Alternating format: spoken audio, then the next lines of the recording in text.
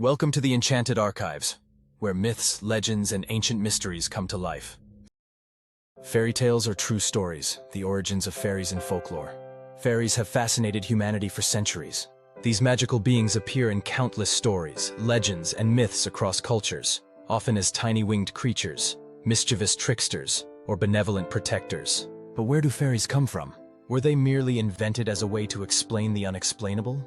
Or is there something more to their origins? In this video, we will explore the rich and varied history of fairies in folklore, examining the cultural, historical, and psychological roots that have kept these ethereal beings alive in our imaginations. The word fairy comes from the Old French word fairy, which was used to describe enchantment, magic, or sorcery, and the fae, a collective term for the supernatural beings believed to inhabit the world beyond. However, the roots of fairy belief predate this term by centuries, even millennia. In many ancient cultures, people believed in nature spirits, supernatural entities that influenced natural elements, animal behavior, and human fate. In early European traditions, fairies were often associated with the forces of nature and the spirit world, connecting them to earth, water, forests, and mountains.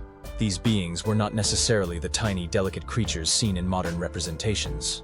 They were often powerful, unpredictable, and sometimes dangerous entities whose favor was sought or avoided by ancient communities. Fairy belief can be traced back to ancient animistic and polytheistic traditions, where spirits were thought to inhabit every aspect of nature: rivers, trees, mountains, and even the sky. In many cultures, these spirits were seen as guardians of the land, responsible for the health and well-being of the environment and its inhabitants. In ancient Greece and Rome, nymphs, dryads, and satyrs, spirits of the forest, trees, and water, were believed to protect nature and punish those who harmed it. Similarly, in Celtic mythology, nature spirits known as Shidi, pronounced she, or Ioc, were thought to reside in fairy mounds, caves, or across the sea. These spirits were associated with the otherworld, a mystical realm that paralleled the human world. The Shithi were powerful beings, sometimes friendly but often capricious. They had the ability to bless or curse humans, bestow good fortune or misfortune, and even take humans away to their realm, never to return. In Norse mythology, elves, Alfar, and dwarves were closely tied to nature, playing an essential role in maintaining cosmic balance. They were not the benign figures of modern fantasy, but had immense power, and were known for their wisdom and magic. Both elves and fairies, in their respective mythologies, were intermediaries between the natural and supernatural worlds, acting as bridges between human society and the forces of nature.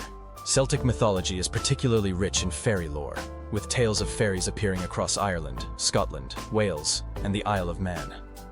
The fairies in these stories often lived in the side, mounds, or other natural formations, and they could be benevolent or malevolent depending on their mood and how they were treated by humans. Some were seen as fallen gods, descendants of the ancient Tuatha De Danann, a mythical race who were defeated and retreated to the other world after their defeat. The Aosc were often depicted as ethereal and timeless beings, existing in parallel to the human world, but following their own rules and customs. They were known to abduct humans, sometimes to replace them with a changeling, an imposter fairy child left in place of the abducted person. This fear of changelings was pervasive in medieval European folklore, often explaining the sudden onset of illness, deformity, or developmental issues in children.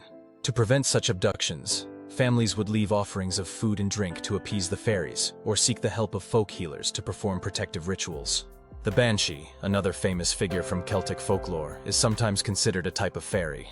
Known for her mournful wail, the banshee was believed to foretell death, often appearing before someone died to weep for their passing. Though fearsome, the banshee was not considered inherently evil. Her role was that of a harbinger, a supernatural warning that death was near. As Christianity spread across Europe, pagan beliefs in fairies and nature spirits did not disappear, but rather, they were absorbed and adapted to fit the new religious worldview. In some cases, fairies were recast as demons or malevolent spirits, reflecting the Church's desire to suppress pre-Christian beliefs. Medieval theologians and writers often described fairies as fallen angels, beings who had rebelled against God and were cast out of heaven but not entirely damned to hell. As such, they were believed to inhabit a middle ground between heaven and earth, neither fully good nor entirely evil. In other stories, fairies were viewed as tricksters or tempters, luring humans away from the path of righteousness with their charms and magic. This Christianized view of fairies often emphasized their deceitful nature and their association with sin. The connection between fairies and witches also grew during this time, with many witch trials including accusations of consorting with fairies or using fairy magic. Despite this demonization, fairy belief remained widespread, particularly in rural areas where folk traditions were passed down orally through generations. Even in Christian societies, people continued to leave offerings for fairies, protect their homes with charms, and tell stories of fairy encounters. The medieval and Renaissance periods saw a resurgence of interest in fairies, particularly in literature. In the medieval romances, long narrative poems that recounted the adventures of knights, kings, and other heroes, fairies often played key roles, sometimes as guides or protectors, other times as adversaries. One famous example is the tale of Sir Gawain and the Green Knight, where the Green Knight, a mysterious figure who can survive decapitation, is often interpreted as having fairy origins. During the Renaissance, fairies became a central theme in plays and poetry. William Shakespeare famously featured fairies in A Midsummer Night's Dream, depicting them as mischievous, playful, and enchanting beings who interfere in the lives of mortals. The character of Puck in particular became an iconic fairy figure, representing the trickster archetype that recurs throughout fairy lore. The romantic poets of the 18th and 19th centuries, such as William Blake, also revived interest in fairies. They often depicted them as symbols of innocence, imagination, and a connection to the natural world, contrasting them with the industrialization and rationalism of the time. The Victorian era witnessed a particular fascination with fairies, especially as interest in folklore, mysticism, and the supernatural grew. In this period, fairies were often romanticized as delicate, miniature beings with gossamer wings, closer to the modern image of fairies we recognize today. This shift in fairy depiction can be seen in art, literature, and children's stories of the time, where fairies were often presented as whimsical and charming creatures living in enchanted forests. The Victorians were particularly captivated by the idea of fairy sightings, and there were numerous accounts of people claiming to have encountered fairies in rural England and Scotland. Some of the most famous fairy-related incidents from this time include the Cottingley fairies, a series of photographs taken by two young girls in the early 20th century that appeared to show real fairies. The photographs, later revealed to be a hoax, captured the public imagination and were even endorsed by author Sir Arthur Conan Doyle as proof of the existence of fairies. In the modern era, fairies have taken on various forms in popular culture. They appear in fantasy novels, films, and television shows, often as magical creatures who assist or hinder heroes on their quests. While they may no longer be feared as much as in earlier centuries, fairies continue to be a source of fascination and wonder. Beyond their mythological and cultural significance, fairies have also been interpreted as symbolic representations of deeper psychological or social issues.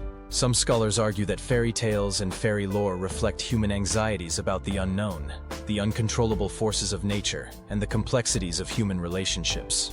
In his theory of the collective unconscious, psychologist Carl Jung suggested that fairies, like other mythical creatures, are archetypal figures that represent aspects of the human psyche. For example, the trickster fairy might symbolize the chaotic, unpredictable nature of the human mind, while the benevolent fairy may represent the protective, nurturing forces within us. Fairy beliefs have also been analyzed in terms of their social functions. In communities where life was often difficult and uncertain, fairy stories provided a way to explain misfortune or hardship.